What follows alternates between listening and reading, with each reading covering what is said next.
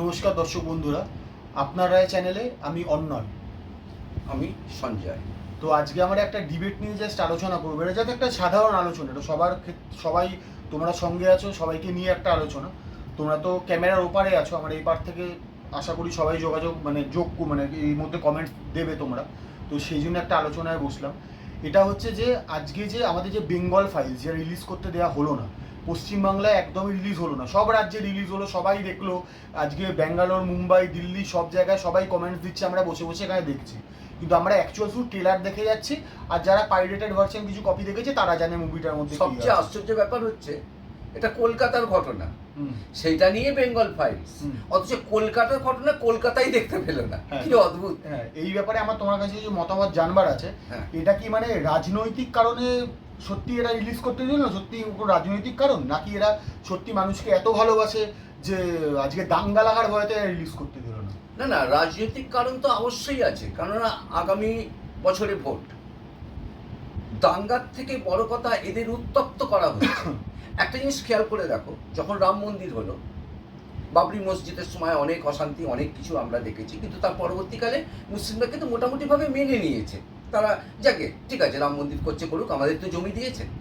কিন্তু এদেরকে তাতানো হচ্ছে। আমি আবারও বলবো, মুসলিমরা যতটা খারাপ বলে প্রতিপন্ন করা হয়, ওরা অত খারাপ নয়। তাদের তাতানো হয় এই কারণে যাতে তারা আমার দলকে সাপোর্ট করে ভোট দেয়। না দেখো, তাতানোর ব্যাপারটা না, যদি তাতানো সত্যিকার হতো, সারা জীবনে কি মুসলিমের তাতানো হয়? মুসলমানের সত্যি কিছু বোঝে না? সবই তো বোঝে। 46 সালে যখন দাঙ্গাটা লাগলো, যখন যেটাকে বলে তোমার এই যে ডাইরেক্ট শুট আউট যখন হলো পুরো ক্যালকাটা, তোমার এই যে পুরো আমাদের কলকাতা আজকে যেভাবে প্রত্যেকটা হিন্দু নিহত হলো, তা সেক্ষেত্রে কি মুসলিমদের, আমি মেনে নিলাম সেই জায়গায় তাতানো হয়েছে। আজকে যে কোনো ব্যাপারে, আজকে মুর্শিদাবাদে দাঙ্গা হচ্ছে, আজকে যে কোনো মার তো শুধু হিন্দুরাই খাচ্ছে, আজকে মুসলিমরা কোনো মার খাচ্ছে না। সবচেয়ে অবাক করা ব্যাপার বলে নি, ভারতবর্ষ একটা বিরাট বড় দেশ। ভারতবর্ষে মুসলিমকে নিয়ে যে সমস্যা তৈরি করা হচ্ছে, আমি ভুল বললাম, ভারতবর্ষ নয়, পশ্চিমবাংলায়। দিল্লিতে তো মুসলিমদের জায়গা, উত্তরপ্রদেশ তো মুসলিমদের জায়গা, ইয়ে বলে অন্ধ্রপ্রদেশ, হায়দ্রাবাদ, নিজাম, সব তো মুসলিমদের জায়গা। ব্যাঙ্গালোর, মহীশূর মুসলিমদের জায়গা। ওই সেখানে তো এই কাণ্ডটা হচ্ছে না। তাদের তো এত ভয় নেই। আজকে এনআরসি নিয়ে, সিএ নিয়ে যত কিছু তাদের, মানে তাদেরকে উত্তপ্ত করা হচ্ছে যে আমি তোমার পাশে আছি, আমি তোমার বন্ধু, ঠিক আছে, আমি তোমার বন্ধু, তুমি আমাকে সাপোর্ট করো। তাদেরকে উত্তপ্ত করা, অর্থাৎ এইটা পুরোটাই হচ্ছে রাজনৈতিক ব্যাপার, দাঙ্গা লাগার ব্যাপার নয়। খেয়াল করলে দেখা যাবে সিএ নিয়ে যখন কথা হয়েছিল, যত বেশি ট্রেন বাস সব পোড়ানো হয়েছিল সেটা কিন্তু পশ্চিমবাংলাতে। অদ্ভুত ব্যাপার এটা। হওয়ার তো কথা ছিল দিল্লিতে, আর দিল্লি তো আসল শাসন করছে, ক্ষমতায় কে? দিল্লি। না, কিন্তু আমার একটা বিষয় জানবার আছে, দর্শক বন্ধুরা তোমরাও বলো, সব বন্ধুরা তোমরা বলো, যারা এই চ্যানেলের মধ্যে যারা দেখবে এই ভিডিওটা, আজকে আমি মেনে নিলাম যে এটা রাজনৈতিক ব্যাপারে, কিন্তু এটা তো মানুষ হিউম্যান রাইটসের মধ্যে পড়ে। প্রত্যেকে একটা সিনেমা দেখার অধিকার প্রত্যেকের আছে, প্রত্যেকটা মানুষ একটা সিনেমা দেখতে পারে। এবার সেটা ঠিক হবে কি ভুল হবে সেটা জনতা, যেটা সাধারণ মানুষ সেটা ডিসাইড করবে। সেটা কেন সরকার আনঅফিসিয়ালিভাবে ব্যান্ড করবে?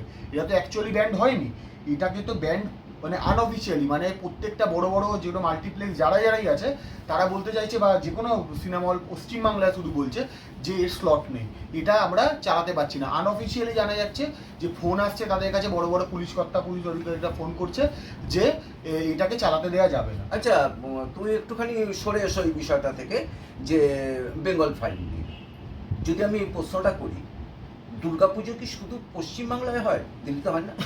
হয়তো এখানে আজকে যে 72 বছরের পুজো মহেশতলা, সেইটা বন্ধ করার চেষ্টা করা হয়েছে, যা পরবর্তীকালে বুঝে বা ইয়ে করে তাকে একটা মিটমাট করার জায়গায় এসছে। আজকে সরস্বতী পুজো পুলিশ পোস্টিং করে, এবং সবচেয়ে বড় কথা হাইকোর্টের সাহায্য নিয়ে করা হয়েছে। তো অন্য রাজ্য তো আছে, সেখানেও তো মুসলিম আছে, সেখানেও তো গণেশ পুজো নিয়ে হতে পারে। আজকে বম্বেতে হতে পারে, বম্বেতে প্রচুর গণেশ পুজো হয়, গণেশ তো হিন্দুদের দেবতা। ওই সেখানে তো গন্ডগোল হচ্ছে না। তোমার বম্বে তো মুসলিমে ভর্তি, ওই সেখানে তো গন্ডগোল হচ্ছে না। যত মুসলিম, যত অত্যাচারিত, যত নিপীড়িত কি সবই পশ্চিমবাংলায়?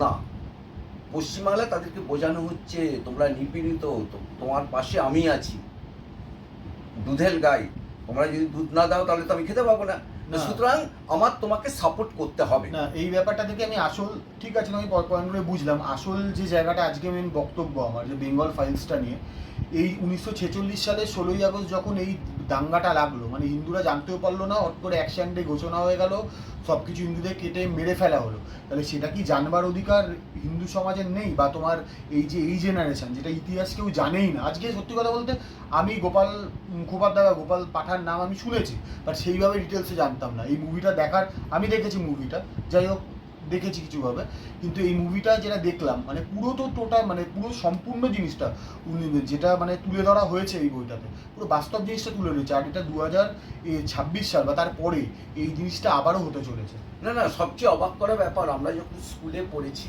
আমরা মোগল সাম্রাজ্যের কথা পড়েছি। আচ্ছা, আমি তোমার থেকে একটা মিনিট টাইম নেবো। এর মধ্যে আমি তোমার ওই ক্লিপিংস, আমি জানি সবাই অনেকে দেখে নিয়েছে, বাট তার মধ্যেও একটা ভিডিও ক্লিপিংস দিচ্ছি, যেটা হচ্ছে যখন এই মুভিটা যখন বেরোবার জন্য, যখন তোমার ফার্স্ট শোটা মানে জাস্ট একটা দেখানোর চেষ্টা হয়েছিল একটা হোটেলের মধ্যে, সেটাকে পুলিশ কীভাবে আটকেছে সেটা তোমরা এই ভিডিওতে দেখে নাও, তো দেখলেই বুঝতে পারবে। তারপরে আমরা আবার বক্তব্যটা শুরু করছি, তোমরা আগে দেখো এই জিনিসটা।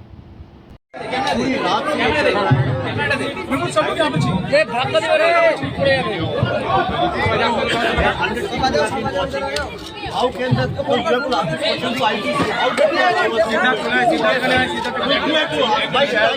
We have Sir, this is my free speech. Sir ji हाथ हटाइए जरा। अरे धक्का दियो ना पुलिस যাবো তো।